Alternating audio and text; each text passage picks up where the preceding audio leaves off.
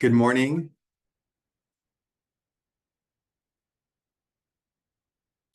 All right, everyone. Good morning. Thank you for joining us for this webinar on how to apply to our free workshop series on education workforce housing.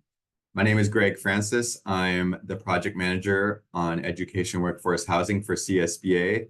And along with our partners, Center for Cities and Schools at UC Berkeley and City Lab at UCLA, we've been putting on a free workshop series for 2 years for districts and county offices of education, which we just say LEAs, local education agencies, basically giving folks free technical assistance and walking them through all of their options on how to build education workforce housing on their lands. What we're going to cover here in the next 20 minutes or so, we're going to give you some background on the project. We're going to talk about the goals of the series, the curriculum schedule, the commitment to join, and the criteria that we use to select, and we'll end with some next steps. As you have questions, enter them in the Q&A button at the bottom of your screen. We will have those logged, and we will answer them at the end of our presentation. And by the end of this, you should have all you need to know to consider applying for our next cohort. We'll get to this, but the application is going to go live on September 3rd, and this is meant to prepare you. So without further ado, I will pass it over to my colleague, Jeff Vincent. Hey, good morning, everyone. Jeff Vincent, Center for Cities and Schools at University of California, Berkeley. Really happy to be here and glad to see all of you. So I'm going to kick off kind of the overview and background of this project. Here you can see the core team, of course, as Greg said, it's CSBA and City Lab at UCLA and Center for Cities and Schools at UC Berkeley. You can see the folks of us who are kind of leads on this project, and we've got other support with, different experts in different pieces. And of course, UCLA and Berkeley being universities, we've got some grad students helping us out as well. But it's all about being in service to you all and moving your ideas and your projects forward. So next slide, please. And just to give you a little background on this, this team here, along with the Turner Center for Housing Innovation, also here at Berkeley, back in 2020, started looking into this issue. And we put out a research policy report and a handbook for local school districts on how to build how to plan, develop, and think about building workforce housing for education staff. And so you can see the images there of those materials, and they are available on the CSBA website, as well as on both the City Lab and Center for Cities and Schools websites. And really, we've been trying to figure out, what's happening in the field. We know why there's interest, right? Because there are staffing challenges, and districts are facing, and it's not just in the coastal districts. It's it's really across the state in both urban, suburban, and rural districts we're finding, and there's just a lot of interest in it, and we're trying to figure out ways to help you all advance those conversations. And so as Greg said, the Chan Zuckerberg Initiative has been funding this work. And we've had a few phases, the first being the research on this and the reports, and then in phase 2 we did a pilot cohort of school districts who were interested in this. I think there were 5 in that, if I remember correctly, in 2022 and 2023. And then most recently we are in kind of a phase 3 of this, which is having both having cohorts, and we kind of affectionately call them the 101 cohort and the 201 cohort. And essentially that kind of means like districts that are earlier in their thinking versus, compared to districts that are a little more advanced in their thinking, in advance of moving this forward. And so we'll explain a little bit more of that later on in this, but, a lot of interest. And I think, we've been, working with districts that, are developing and opening sites. Jefferson Union High School here in the Bay Area is one of the most recent. Probably you've seen images of their development. And then of course, there's legislation in Sacramento, particularly Assembly Bill 2295 that has really I think helped pave the way for school districts to move forward on this. And so as we've done our outreach across the state, we got well over 100 school districts expressing interest, in recent months in exploring workforce housing opportunities. So next slide. And just to give you a little bit more sense of that, the interest is super high and it's only growing, right? And so there's roughly almost 1,000 LEAs in the state. And what we have found through our outreach and kind of looking across the state, over 150 districts are kind of in the middle of, conversations locally around this. And you can kind of see how they're breaking out. But, a lot of school boards are having conversations around this topic. And I think, we are setting up and have been setting up the cohorts to help you all think through, is this something that, my district should consider having a public conversation about and engaging in a planning process around. So next slide. Yeah, so our aim with the cohorts, as my colleagues will describe, is really to support you all in advancing education workforce housing. And so with that, I'll turn it over to my colleague here at Berkeley, Sarah Hinckley. Sarah. Hi, do you mind moving to the next slide? So my name is Sarah. I work with Jeff at the Center for Cities and Schools. Also a former school board member, so I love getting to work in this context.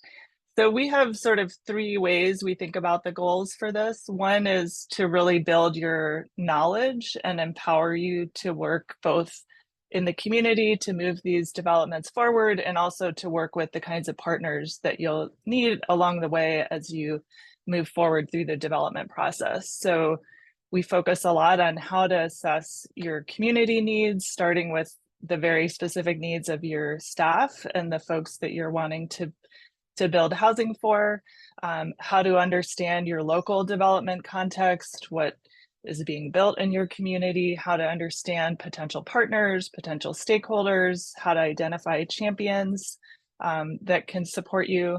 We really help you develop a narrative to advocate for housing development in your community and to become champions yourselves. Those of you who have shown up today are probably the ones that are going to be champions and build this momentum in your home district. So we really want to empower you to be able to do that advocacy.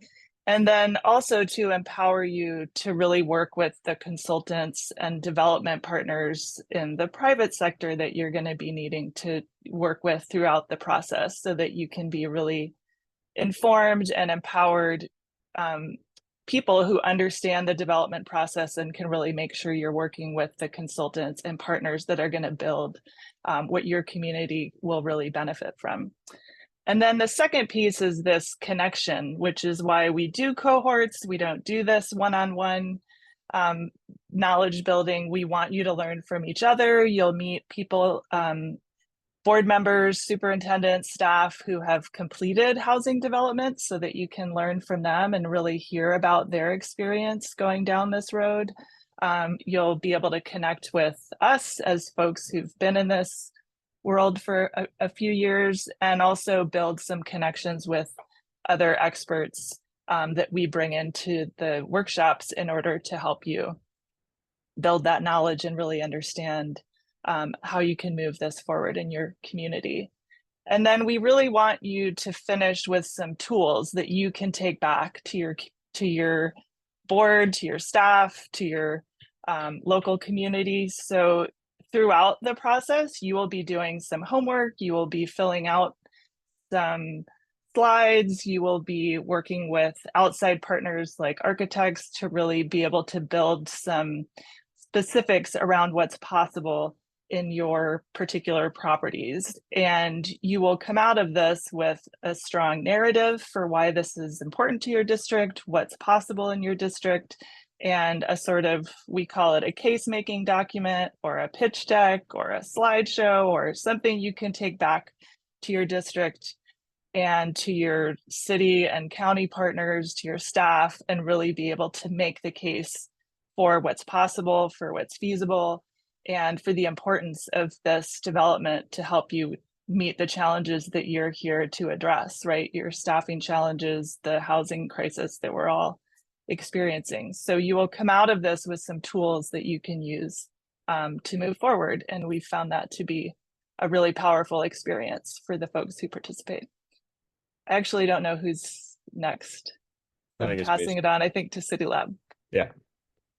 Hey everyone, my name is Manas Prasalaglu, Associate Director here at City Lab. You go to the next slide, please. So yeah, after that really lovely overview of kind of what the workshop and Academy series is intending to achieve, we just wanted to talk a little bit more about the specifics of what our curriculum is going to look like. We're planning for 3 in-person workshops with the kind of, let's say, topic areas, as you can see below each of these workshops, and all intended to provide specific assistance on these variety of important topics that we've seen through research, through experience in working with other districts, are really important kind of questions to answer, but term we use kind of frequently here is like ducks to get in a row before you really move forward and push your project. First session is going to be focused on kind of housing design and regulations, sort of putting that front of mind and getting an understanding of what you can build on your sites. We'll be doing a handful of site tours with Q&As with, again, as Sarah mentioned, LEAs and school boards that have done some of these projects before, and then start that crafting of a narrative using things like staff surveys, thinking about ways to engage different stakeholders, both in your community and kind of in government, to push your project forward. The second one extends that focus on community engagement and sort of building a coalition. Also is intended to include a site tour and Q&A with some even deeper conversation with a sort of successful school board then. And then we'll move into some of the financing questions, thinking about how you might finance your project, thinking about what questions you might ask in terms of kind of what financing avenue works best for your district, how much the apartments might cost, those kinds of things. And then the last session, hopefully will be kind of an exciting one and an inspiring one. Throughout the process we will be kind of coordinating with and let's say setting small team meetings with you and your LEA and also architects and development teams to try to get you to think through let's say initial concepts or initial ideas for what could happen on the handful of sites you're most interested in. And the idea is that on that last day, there would be actually sort of formal presentations. The teams you're working with would show you what they've been thinking on, and there'd be hopefully a really fruitful discussion before you get to practice your pitch on us, essentially, like work back through the workbook, take this as an opportunity to test out your narrative before you go back to your community. And then at the end, we'll be talking through a little bit about what you might do next. So kind of what the process looks like, giving an even broader overview, and hopefully setting you up to really continue effectively over the next months and years as you do this project. Next slide, please. Carrie. Yeah, so the schedule so far, sorry, we're at a school right now, public school, so it's a little bit loud with the kids. But the workshop series is going to look something like this. So like I said, 3 in-person sessions. The first sometime in mid-January in the Los Angeles area, as you can see here. The next one sort of late February or in the Bay Area. And then the last one sort of this culmination pitch meeting sometime towards the end of April. The intention is that around each of these sessions, it would be a 2-day commitment with an overnight stay. We really think that having these kinds of long targeted full day sessions are really kind of impactful. So having people there the night before and the day after, we're thinking is really the best way to make that happen. As it says here, CSBA will cover some of the costs for the session itself and the beverage, but the cost of attending and lodging would be on the LEA, on the LEA team. Next slide, please. This is just, again, kind of going into more depth about what we'll be doing during each of these sessions. There'll be presentations that we give, that other subject matter experts give. We'll be going on these different site visits and having conversations with the teams. There'll be a couple of times when we'll take a break and essentially kind of work through activities, trying to reinforce the concepts we've just described, and to have it be kind of targeted work time for you and your team. And also just time for your LEA and the sort of internal team you've created to debrief and spend some time talking with each other in a semi-structured way. And then between sessions, there'll be some pre-work essentially to get everyone ready and sort of on the same page to have the most effective session as it comes up. So that's the updating the workbook and kind of preparing for the next session. And in addition, we're thinking about these one-on-one technical assistance meetings with the architect and development teams, like I mentioned, which will hopefully then lead to a robust and exciting proposal for your site at the end. Next slide, please. this is really kind of a review, so I'm not going to spend too much time on it, but essentially this is what we want to end up with, a workbook that's filled with really useful information that sort of makes a compelling case that you can take back to your district, some idea of what might be going on your site and sort of what it might look like and how you can think about it.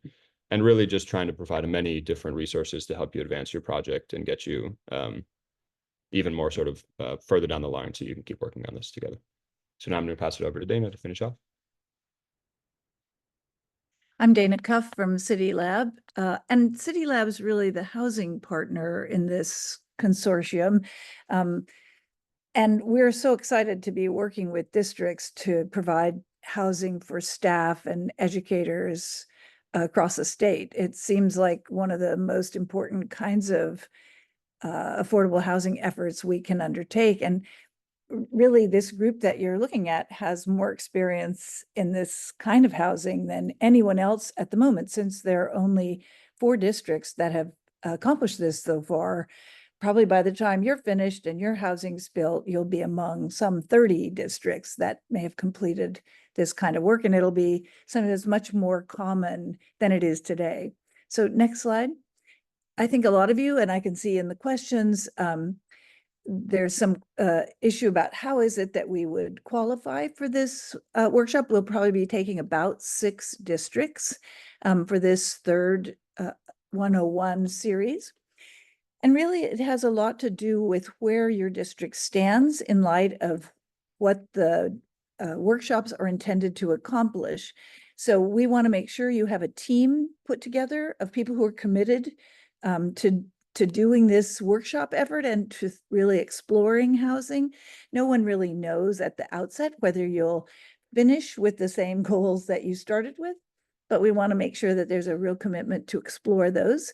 So those teams, as following up on one of the questions, can include trustees, superintendent, facilities directors, board members. We've had somebody bring someone from the city if that's a kind of partnership that you think would be valuable to you. Basically, the stronger your team is as a collaboration, the more likely you are to get through the process successfully. So we look to see that you have members that are working together. The minimum is that you need to have 2 members in attendance at each in-person session. And ideally, that includes 1 board member and 1 superintendent. It would be ideal also if those are the same 2 members throughout, since we only have 3 sessions this time. So consistency and continuity are really important. And the other kind of commitment that you have to have is to do what Manas was speaking about, a workbook, which we set up and make very simple for you to sort of add and input information. It raises questions for you, but also delivers the kind of answers that your communities and fellow board members may be asking.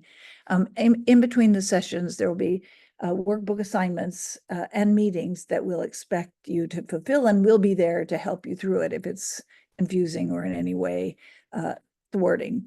Next slide. Since you're the third group to go through, we kind of know what we're doing by now. So let's keep going. I talked a little bit about criteria for selection already. So it will include composition and depth of your project team, the conversations that you've had around education, workforce housing already. It would be great if you have some clear milestones of interest, for instance, a board resolution, the formation of a subcommittee, partnerships with other people within the city or the district. Another part is whether there's evidence that you have a fit for education workforce housing. Maybe you've already looked at a couple of sites or one site that you've really singled out in your district that you've been exploring to some extent, and that your teachers need affordable housing, teachers and staff. What we've discovered over the course of the various sessions we've run is that it's extremely important to have a narrative about why you're pursuing education workforce housing. That narrative can start with a dedication to your education staff and the story of that, your schools in your community, for example. And then, of course, how complete and clear your application is. I think maybe, let's see, we have just a couple more slides. Here's how you can strengthen your application. Someone asked, and I think Greg responded already. These slides will all be available to you at the CSB website, or we'll send them out to you so you can click on these live links. But you should, before submitting your application, read the CSB website, looking at what the handbooks are about, look at the projects and case studies and maps of your district, go into the research and media section of the website, and of course, form a team. As it says, it's a bonus if you pass a board resolution. Some districts don't do that until the end of the 101 session. And all of this is really about exploring early feasibility for the project. And find out if you have community support, where you'd gain the strengths in your community, what are going to be the powerful actors in bringing your community together around education, workforce, housing. So let's go to the next slide. I think that's back to you, Greg. Yeah, great. So thank you so much, everyone. Dana already got to this, but the question is, what is next? First of all, this whole presentation will be posted up on CSBA's YouTube channel, and you'll be able to see that. We would love if you could confirm your interest. We just have a 3-question confirmation, so you can take a picture of this QR code or type in this URL here. And basically, if we could just give us your name, your district or county office of ed, and the email address, we'll be able to follow up. We will also, folks who do this, we will give them a PDF of this presentation. A couple of people asked if they could have that. So make sure you do that. And we'll also then email everyone on this list specifically when the application goes live. These are the dates you want to keep in mind. The application will be live from Tuesday, September 3rd. That's right after Labor Day, until Wednesday, September 18th. So you have a little bit more than 2 weeks to fill that out. It's a pretty short application, but you'll want to really make the case well. So those suggestions that Dana gave you will be important. Once we get those applications, we'll do our analysis, and we'll ask the finalists for an interview, which will take place around mid-October, and then we'll have the cohort announcement in late October. Once we have that, we will be able to do specific dates, because we will talk to the folks in the cohort in terms of their breaks and such. It often ends up being how we determine the dates. So any questions about this, you can go to csba.org/workforcehousing, or just send your questions here, and keep those questions coming in the Q&A button. We're going to go to those now. So the official presentation is done, and now we will go over to our questions. All right, so I'm just going to go through. If you have your question and answer button, you should see these answers we sent in, but I'll just read through the ones so far, and then we can get to some new ones. So the first question was, is this series just for board members or for superintendents and CBOs? As we mentioned, we would love to have a mix of people on the district leadership team, which can be board members, superintendent, CBO facilities, etc. From our experience, we have found that we want to have at least one board member. Could be 2, could be another district person, but I need at least 2 people to commit to participating in all of the sessions. We mentioned the slide deck will be on YouTube, and we can send it as a PDF for folks who complete that survey. I'm going to leave that up, actually, so it's easy to access. Someone asked if there are examples of districts working with their city or community colleges, and yes, there are many. In fact, community colleges are kind of the ones who started doing this and inspired many of the early pioneers, including Jefferson Union. So that is a very common model. Don't have any examples off the top of my head, but we have all of those, and we share those during the workshop series. And I'm going to pull, there's a question from on the San Diego County, and Sarah, you answered this in writing, but could you also answer it verbally? I could, if I could find my mute button. So somebody asked if from San Diego County Board of Education, where we have some property, but we're also interested in potentially coordinating some of this development for smaller districts in our area? So that is a great question that we love to hear, because we're actually really interested in trying to leverage what county boards of education are able to do. And we do have a couple of counties, one of which is participating in a cohort right now, that are exploring ways to do this. So yes, I guess the question was, is this realistic? And the answer is definitely. And yeah, I'd love to follow up separately, just because we are interested in knowing how counties can support districts in exploring this. Similar to what Greg mentioned about other kinds of partnerships, if you have city governments or counties in your area, or community colleges that might make good partners, that's also something that we've spent a lot of time talking with districts about. And a follow-up on that, Sarah, there's a question. The school district doesn't have surplus property themselves, but the city or community college does. Will that fit the model for this cohort? I can address that.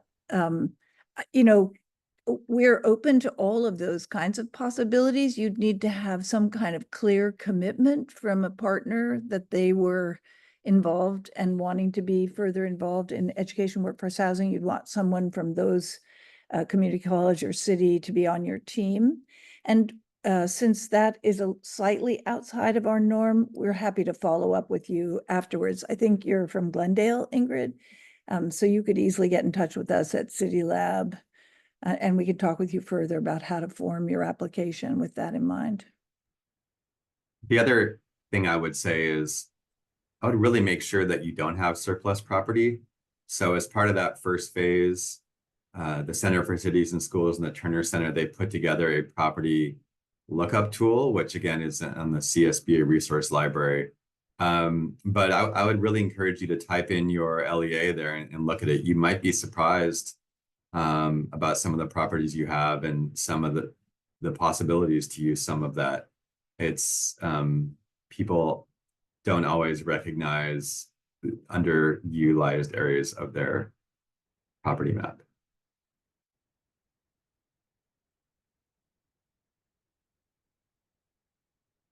All right, keep those questions coming. We are happy to stay on and answer anything here.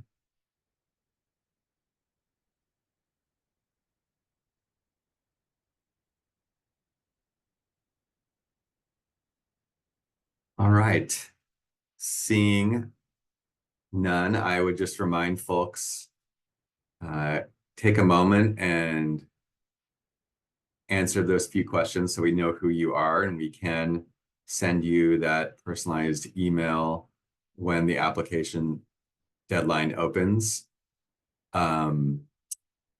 If you also, send us that information, we'll give you the PDF of this presentation.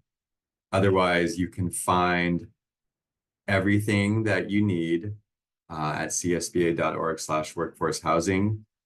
You can also always go to the specific City Lab and Center for Cities and Schools websites. And if you email this email address here, we will direct your question to the appropriate entity to help you resolve it. Thank you so much, everyone, for your interest.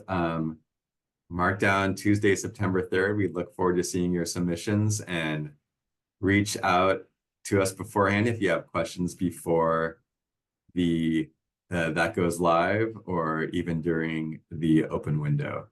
Thank you very much, and we look forward to supporting you in your journey on exploring education workforce housing. Take care. Thanks, everyone. Bye-bye.